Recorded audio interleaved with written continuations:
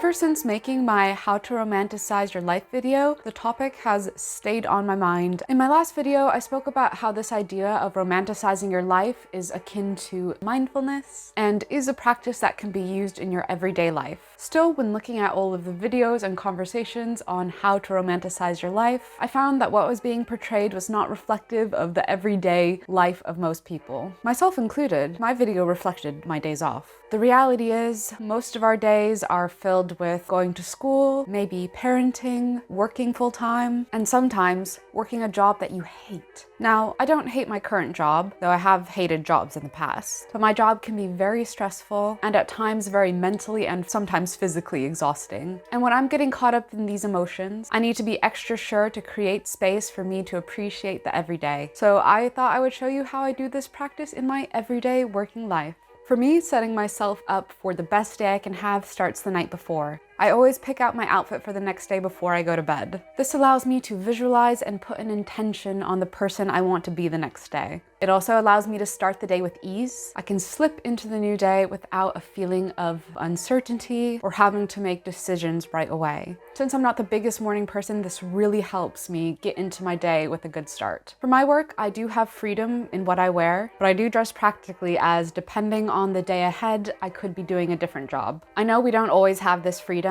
Sometimes there are uniforms or dress codes that can be very relaxed or very, very strict. And in these instances, I recommend focusing on what you do have control over, whether that's as extreme as going all in on a big outfit, or as simple as doing a cute braided hairstyle when you don't have a say in what you wear otherwise. Even having a necklace that is special to you under your uniform can be a tangible reminder of the person you are outside of your job throughout the day. For me, there's an aspect of my job that requires me to be in a workshop, getting covered in glue and dust and who knows what else. So I don't wear my nice clothing when I know I'm going to be in the workshop that day. Instead, I put on a cute apron over practical clothes that will not only keep me protected, but will also leave me feeling a little bit more like me when I am working hard. When the morning comes, it's time to feed Moira and get ready for the day. I always start my mornings in silence as that really helps center me.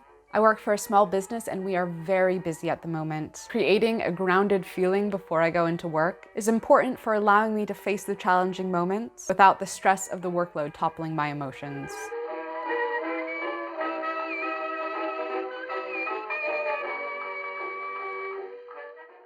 And then it's off to work. So how do you romanticize working itself? Now, I do draw a line in this aspect. There needs to be a healthy balance in romanticizing your working day to make it more pleasant, but not over-romanticizing work itself, as there is more to life than work. Capitalism is a scam. You are more than what you produce. When doing this, I like to cling on to some imagery of some of my favorite stories and movies. If I'm feeling trapped in my job and trapped in my circumstances, I channel Chihiro from Spirited Away. She's trapped at the spirit's bathhouse, forced to work to be able to free herself and her parents. She starts off as easily overwhelmed. However, she does adapt to this strange new world and comes into her own as a protagonist, gaining courage and self-assurance through navigating this difficult situation. What I love about Chihiro is she's also just an ordinary girl. In a way, there's nothing special about her, which for me makes her transformation even more meaningful. There is no magical element to her growth, and that is the magic about it. To me, it's a really comforting and encouraging feeling when I'm feeling stuck. Man gets drunk, pour me a beer. During lunchtime, I find it really helpful to remove myself from my workstation wherever possible. For me, this means sitting at my local churchyard and separating myself physically from my job. This helps me feel like I truly have some time on my own during the day, and the mental shift of being in a different location is really strong. Even when I do my best to zone out when I'm eating lunch at work, I still find myself checking emails, answering questions, and thinking about what I have to do next once lunch is over. I'll also set a timer on my phone so I don't have the anxiety of wondering, when do I have to go back to work? I can just be in that moment, read, daydream, or just sitting and decompressing from the morning's work. Someone to come and pity me.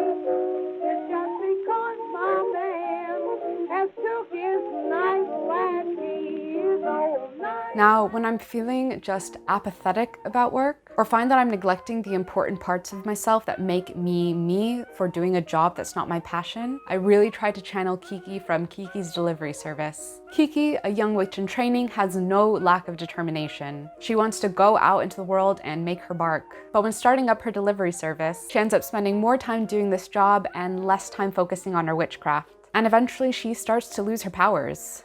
To me, Kiki's story is all about the importance of balance. It can be so easy to neglect our hobbies and passions when our jobs are taking up so much of our mental energy. But you need to carve out those times of self-care and nurturing those parts of yourself to remind yourself that you are more than your job.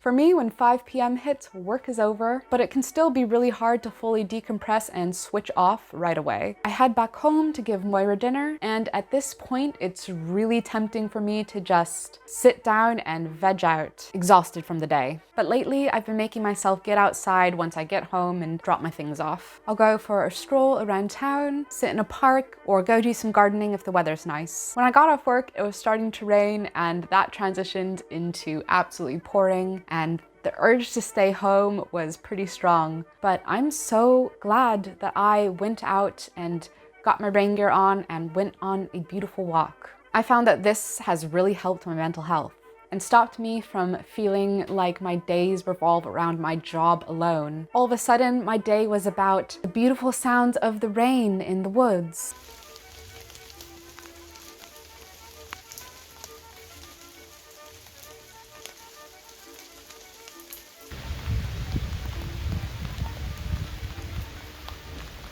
And this bouquet of flowers, and an eggshell that I found on the floor. When going from work to home every day without a break, those feelings can really pile up. And in a way, it makes me feel like the agency I have over my days isn't accessible. Even something as small as a 30-minute walk, I'm reminded that I might not have control over the 8 hours I'm at work, but the rest of the time is mine to have. Romanticizing your life is all about appreciating those small moments. Whether that's during a beautiful day off where you can do whatever you want, or taking advantage of the moments in your workday. I know from experience that even with the best practices and intentions, some days are just really hard and sometimes out of our control. But by making these practices part of your everyday life, these moments can create spaces of brightness and calm, and can even overtake the tough times. I would love to know if you have any other ways of practicing romanticizing your life during the everyday, even in between our obligations and the less romantic aspects of our life. I would love to know if any of these tips resonated with you, or if you practice any of these things already, or if you have any other tips for people who might be in a tough situation. Romanticizing your life truly can be an everyday practice, and I would love to hear your thoughts. Thank you so much for watching if you made it this far. If you enjoyed this video, I'd really appreciate if you could like it. And if you want to see more from me, please subscribe.